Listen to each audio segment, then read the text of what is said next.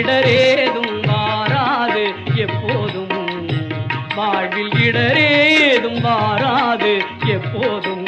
கண்முகா பன்னிரு விழிகளிலே பறிவுடன் ஒரு விழியால் என்னை நீ பார்த்தாலும் போதும்.